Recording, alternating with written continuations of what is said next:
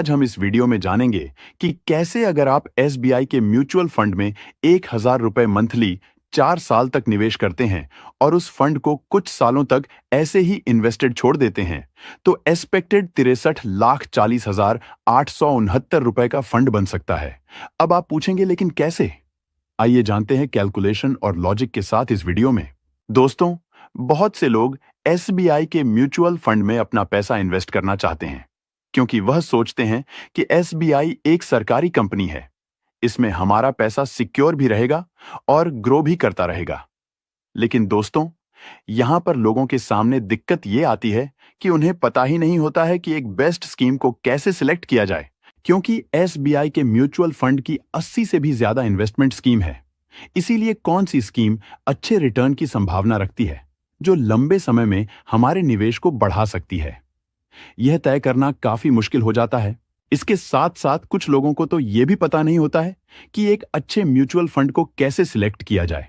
तो दोस्तों, आज के हम इस वीडियो में एसबीआई के 3 बेस्ट म्यूचुअल फंड के बीच कंपैरिजन करके दिखाते हैं कि कौन सा म्यूचुअल फंड आपके लिए बेस्ट हो सकता है। यह 3 म्यूचुअल फंड हैं: SBI Magnum mid cap, SBI contra fund, SBI small cap fund. इन 3 म्यूचुअल फंड को हमने इसीलिए चुना है क्योंकि यह एसबीआई के बहुत ही पॉपुलर म्यूचुअल फंड हैं। अगर हम SBI Magnum mid cap mutual fund के रिटर्न को देखें तो इसमें पिछले 1 साल में 10% का, 3 साल में 22% का, 5 साल में 33% का, और जब से यह म्यूचुअल फंड लॉन्च हुआ है तब से अब तक इस म्यूचुअल फंड ने 20% का रिटर्न दिया है।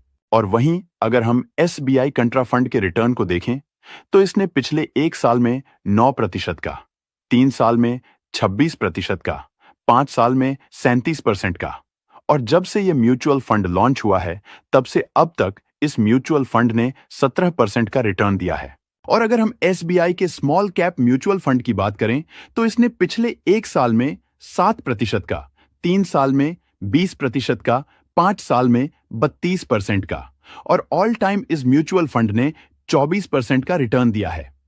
अब दोस्तों, अगर हम यहां पर देखें कि किस म्यूचुअल फंड ने सबसे ज्यादा रिटर्न बनाकर दिए हैं तो यहां पर SBI small cap mutual fund winner है। अब दोस्तों, यहां पर हम किसी भी म्यूचुअल फंड के रिटर्न को देखकर उसे बेस्ट नहीं कह सकते। इसके साथ साथ हमें कुछ और बातों का भी ध्यान रखना पड़ता है। पहला है एक्सपेंस रेशो। एक्सपेंस रेशो किसी भी म्यूचुअल फंड को मैनेज करने का खर्चा होता है। अगर हम डायरेक्ट प्लान के एक्सपेंस रेशो देखें तो मिड कैप का एक्सपेंस रेशो 0.79% है, कंट्रा फंड का एक्सपेंस रेशो 0.59% है, और स्मॉल कैप फंड का एक्सपेंस रेशो 0.66% है। और अगर हम रेगुलर प्लान का एक्सपेंस रेशो देखें तो मिड कैप का एक्सपेंस रेशो 1.67% है, कंट्रा फंड का 1.50% है, और स्मॉल कैप फंड का एक्सपेंस रेशो 1.57% है। एक्सपेंस रेशो किसी भी म्यूचुअल फंड को मैनेज करने का खर्चा होता है। एक्सपेंस रेशो जिस भी म्यूचुअल फंड का कम होगा उतना ही वह म्यूचुअल फंड अच्छा होता है। तो इस हिसाब से अगर हम देखें तो एसबीआई कंट्रा फंड विनर है। और जब भी आप किसी भी म्यूचुअल फंड में इन्वेस्ट करें तो जहां तक हो आप डायरेक्ट प्लान में ही इन्वेस्ट करें, जहां पर एक्सपेंस रेशो काफी कम रहता है। अगर हम तीनों ही म्यूचुअल फंड के एग्जिट लोड की बात करें तो तीनों ही म्यूचुअल फंड में 1% का एग्जिट लोड है। मतलब अगर आप 1 साल के अंदर म्यूचुअल फंड से पैसा विड्रॉल करते हैं तो 1% का कंपनसेशन आपको देना होगा। दोस्तों, अगर हम फंड साइज की बात करें, SBI Magnum mid cap mutual fund का फंड साइज 21,512 करोड़ रुपए है। एसबीआई कंट्रा फंड का फंड साइज 44,068 करोड़ रुपए है, और एसबीआई के स्मॉल कैप म्यूचुअल का फंड साइज 31,790 करोड़ रुपए है। तो यहां पर आप देख सकते हैं एसबीआई के कंट्रा फंड में सबसे ज्यादा पैसा लोगों ने लगाया है। ऐसा इसीलिए क्योंकि इस म्यूचुअल फंड ने रिस्क के मुकाबले रिटर्न अच्छा बनाकर दिया है। किसी म्यूचुअल फंड ने अच्छा रिटर्न कितना बनाकर दिया है उसे चेक करने के लिए हम अल्फा रेशो को चेक करते हैं।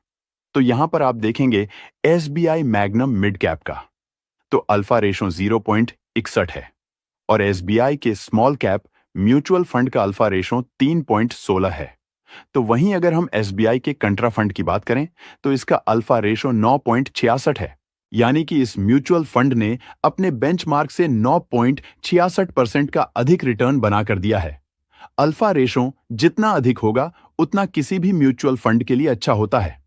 अगर हम इन म्यूचुअल फंड के शार्प रेशो की बात करें तो मिड कैप का शार्प रेशो 1.5, कंट्रा फंड का 1.44 और स्मॉल कैप फंड का शार्प रेशो 1.17 है। शार्प रेशो किसी भी म्यूचुअल फंड की गिरावट की संभावना को दर्शाता है। शार्प रेशो जितना कम होगा उतना ही वह म्यूचुअल फंड अच्छा होगा। यहां पर सबसे कम Sharpe ratio SBI Magnum mid cap fund का है, लेकिन उसके कंपैरिजन में अल्फा रेशो काफी कम है। तो उस हिसाब से यहां पर कंट्रा फंड क्लियर विनर है, क्योंकि शार्प रेशो के मुकाबले अल्फा रेशो यहां पर काफी ज्यादा है। मतलब अगर कंट्रा फंड में तेजी आई तो अपने बेंचमार्क के मुकाबले यह फंड 9.66% अधिक रिटर्न देगा, और अगर गिरावट आई तो यह केवल अपनी बेंचमार्क के मुकाबले 1.44% ही टूटेगा। अब दोस्तों, अगर हम यहां मिनिमम इन्वेस्टमेंट की बात करें तो तीनों ही म्यूचुअल फंड में मिनिमम इन्वेस्टमेंट सेम है, यानी कि 500 रुपए। और अगर आप लमसम इन्वेस्टमेंट करना चाहते हैं तो आप लमसम मिनिमम 5,000 रुपए की इन्वेस्टमेंट कर सकते हैं, लेकिन आप लमसम एसबीआई के स्मॉल कैप म्यूचुअल फंड में नहीं कर सकते, उसमें लमसम इन्वेस्टमेंट बंद है। तो दोस्तों, अगर हम कुल मिलाकर बात करें तो इन तीनों ही म्यूचुअल फंड में सबसे best mutual fund SBI contra fund है। चलिए आप बात करते हैं एक ऐसी इन्वेस्टमेंट स्ट्रेटजी की जिसको अगर आप यूज करते हैं तो आप म्यूचुअल फंड में स्मार्ट तरीके से इन्वेस्ट करके बेहतर रिटर्न की संभावना बढ़ा सकते हैं। वह इन्वेस्टमेंट स्ट्रेटजी क्या है, चलिए उसको विस्तार से समझ लेते हैं। जैसा कि आप सभी लोग जानते हैं, हमारे इंडिया का इन्फ्लेशन रेट 6 से 7% ईयरली का है, जिस वजह से चीजों के दाम दिन अब दिन बढ़ते जा रहे हैं और जो पैसों की वैल्यू है वह घटती जा रही है। तो आप जो भी इन्वेस्टमेंट करते हैं उसमें अगर आप एडिशनल इन्वेस्टमेंट और ऐड कर दें, मतलब स्टेप अप एसआईपी 10% और ऐड कर दें, तो आप इन्फ्लेशन को बीट कर पाएंगे। मतलब अगर आप एसबीआई की इस स्कीम में 1,000 रुपए मंथली इन्वेस्टमेंट करते हैं तो आपको पहले साल 1,000 रुपए, दूसरे साल 10% ऐड करके मतलब 1,100 रुपए, उसके अगले साल 10% और ऐड करके 1,210 रुपए की इन्वेस्टमेंट करनी होगी। चलिए हम रिटर्न को अब कैलकुलेट करके देखते हैं। हम यहां पर मानकर चलते हैं कि आप हर महीने 1,000 रुपए मंथली की इन्वेस्टमेंट करेंगे, और इस म्यूचुअल फंड के पास्ट परफॉर्मेंस को देखते हुए हम इस म्यूचुअल फंड का एक्सपेक्टेड रिटर्न 19% ईयरली मानकर चलते हैं। तो अगर आप फर्स्ट ऑप्शन को फॉलो करते हैं तो अनुमानित तौर पर 4 साल में आपका फंड 72,215 रुपए तक पहुंच सकता है। अगर आप सेकंड ऑप्शन को फॉलो करके इन्वेस्टमेंट करेंगे तो एक्सपेक्टेड 81,936 रुपए का फंड बन सकता है। और अगर आप थर्ड ऑप्शन को फॉलो करके इन्वेस्टमेंट करते हैं तो आप एक्सपेक्टेड 63,40,869 रुपए का एक बड़ा फंड बन सकता है। चलिए इसको डिटेल में हम समझते हैं।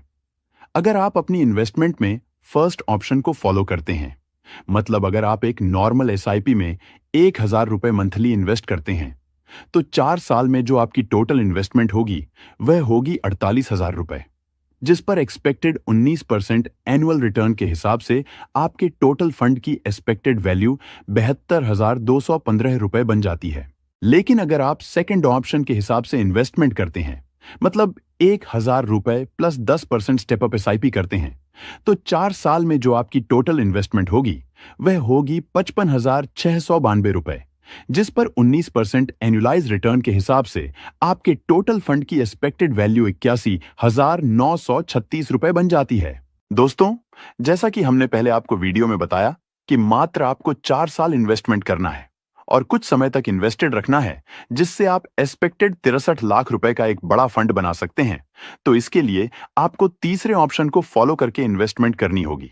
जैसा कि हमने देखा कि सेकंड स्टेप में आपने 1,000 मंथली 4 साल तक इन्वेस्ट किया, इसके बाद आपके टोटल फंड की एक्सपेक्टेड वैल्यू 81,936 हो जाती है। दोस्तों, अगर आप छोटी छोटी इन्वेस्टमेंट से 63 लाख का एक बड़ा फंड बनाना चाहते हैं तो आपको अपनी इन्वेस्टमेंट को अधिक समय भी देना होगा। अब दोस्तों, यह जो 4 साल तक इन्वेस्टमेंट की, जिसकी एक्सपेक्टेड वैल्यू 81,936 रुपए हो जाती है, अगर इसको आप अगले 25 सालों तक इसी म्यूचुअल फंड में लमसम इन्वेस्टेड रखें और कोई भी अलग से इन्वेस्टमेंट ना करें, तो 25 साल बाद आपके टोटल फंड की एक्सपेक्टेड वैल्यू 63,40,869 रुपए हो जाती है। अगर दोस्तों यह जो 81,936 रुपए की इन्वेस्टमेंट आपने लमसम 25 सालों के लिए की, अगर उसको ना करते और 4 साल के बाद ही यह 81,936 रुपए की धनराशि निकाल लेते, तो शायद ही आप इसे कहीं अच्छी जगह लगा पाते और हो सकता है आप इसे खर्च ही कर देते।